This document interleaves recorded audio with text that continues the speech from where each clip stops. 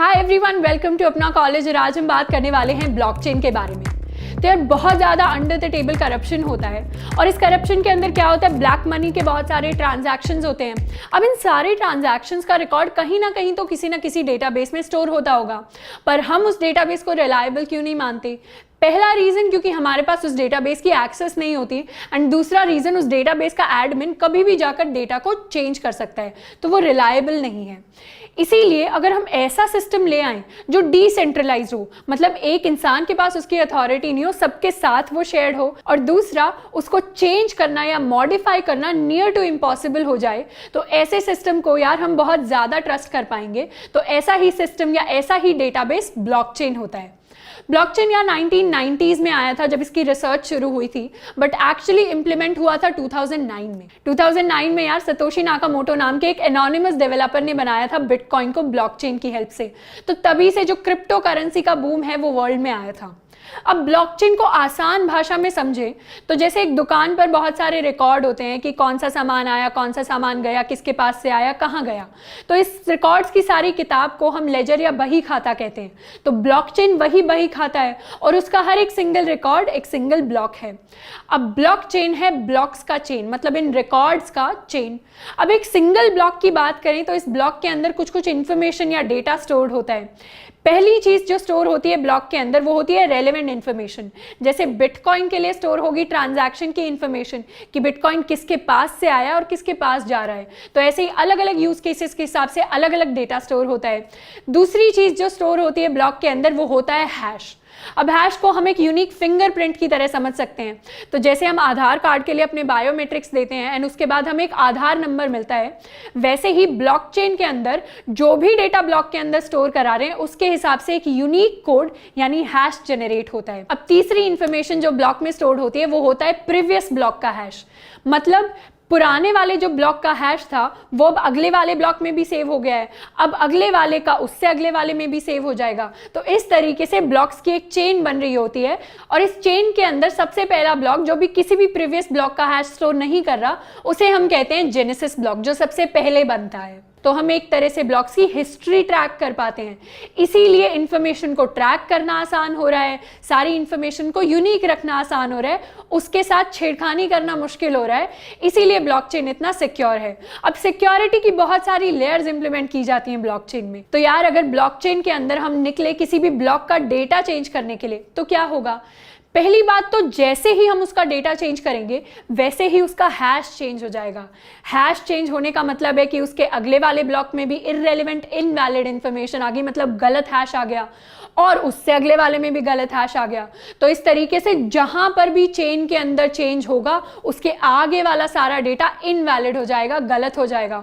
अब इस पर हम कह सकते हैं कि हम तो जाके जी सबका हैश चेंज कर देंगे। तो अगर आप सबका हैश चेंज करने निकलोगे तो उसके अंदर टाइम इतना ज़्यादा लग रहा होगा कि हम सोच नहीं सकते। बिटकॉइन में एक ब्लॉक का हैश चेंज करने में 10 मिनट लग जाते हैं। तो अगर 1 करोड़ ब्लॉक्स हैं तो 200 साल लग रहे होंगे हमें सारे ब्लॉक्स का हैश चेंज करने में। तो यार ये टाइम वाली चीज इंप्लीमेंट होती है प्रूफ ऑफ वर्क नाम के एक कॉन्सेप्ट से। अब प्रूफ ऑफ वर्क का मतलब है कि आपको प्रूव करना पड़ेगा कि आपने कम से कम इतना यानी 10 मिनट का टाइम लगाया है उस ब्लॉकचेन में वो चेंज लाने में।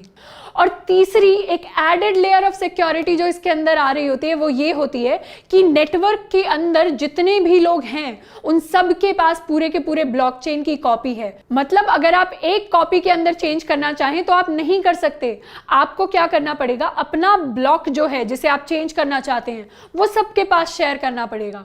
अब सबसे एक वोट आएगा कि क्या ये ब्लॉक में जो आप चेंज कर रहे हैं वो सही है या नहीं है।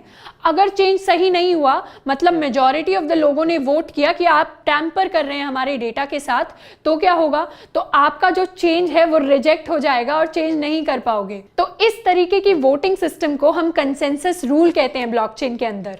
तो अगर आपको कोई भी नया डेटा ऐड करना है, नया ब्लॉक ऐड करना है, तो भी पहले आप 10 मिनट लगाकर उसको क्रिएट करोगे, उसके बाद सारे नेटवर्क में आप उसको शेयर करोगे, एंड जब मेजॉरिटी लोग बोलेंगे कि ये नया चेंज सही है तभी वो ब्लॉकचेन के अंदर ऐड कर रहा होगा। तो इस तरीके से यार अगर आपको ब्लॉकचेन को हार्म करना है तो पहले तो आपको बहुत सारा टाइम लगाना पड़ेगा हैश चेंज करने में, और दूसरा आपको more than 50% of the network को ओन करना पड़ेगा मेजॉरिटी वोट के लिए। तो यार ब्लॉकचेन बहुत सारी डोमेन्स में आजकल यूज हो रहा है।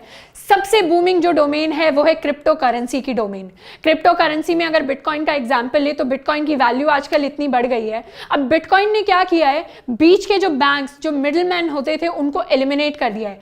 पहले अगर इंडिया से यूएसए मुझे पैसा भेजना होता था तो हम यहाँ से रुपये भेजते थे, बैंक के पास वो जाता था, बैंक उसको डॉलर में कन्वर्ट करके यूएस भेज देता था और अपनी कुछ बीच में फी चार्ज कर लेता था।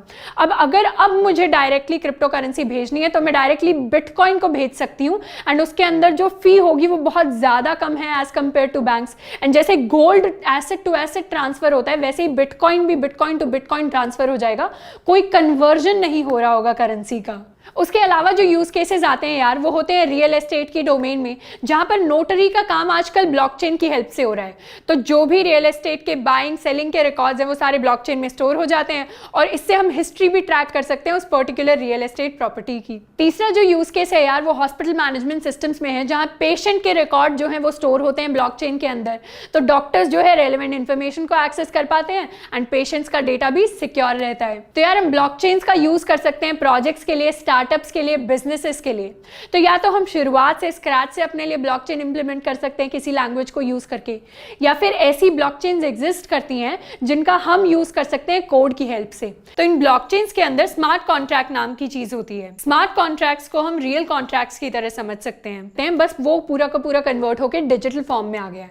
आसान भाषा में बोले तो ये कोड की तरह है जो डिफाइन करेगा कि लेन देन जो होना है डेटा का वो किस तरीके से होना है। तो ब्लॉकचेन के अंदर आप ये कोड डाल देंगे एंड उसके बाद जितना भी आपका डेटा ट्रांसफर होगा वो उस कोड के थ्रू, उस एल्गोरिथम के थ्रू होता रहेगा। तो इथेरियम नाम का एक ब्लॉकचेन है यार जो बहुत ज्यादा पॉपुलर है, जिसका हम यूज कर सकते हैं सोशल कॉन्ट्रैक्ट की हेल्प से। और इसके लिए सॉलिडिटी नाम की एक लैंग्वेज होती है जिसे हमें सीखना होता है। अब सॉलिडिटी बहुत आसान लैंग्वेज है, अगर आपने बेसिक प्रोग्रामिंग सीखी हुई है तो आपके लिए बहुत आसान है इसको सीखना। इसको सीखने के बाद आप इंप्लीमेंट कर सकते हो इथेरियम पे एंड आप अपनी खुद की एप्लीकेशंस के लिए ब्लॉकचेन का इस्तेमाल कर सकते हैं। तो ये हमने सारी इंफॉर्मेशन डिस्कस कर ली है ब्लॉकचेन के बारे में। इसके बाद अगर आपको एक छोटा सा ट्यूटोरियल चाहिए कि कैसे स्क्रैच से एक ब्लॉकचेन को इंप्लीमेंट करना है तो वो आप कमेंट कर सकते हैं नीचे। आज के लिए इतना ही है ना। आई होप कि ये वीडियो आपके लिए हेल्पफुल रहा होगा। मिलते हैं नेक्स्ट वीडियो में। Till then keep learning and keep exploring.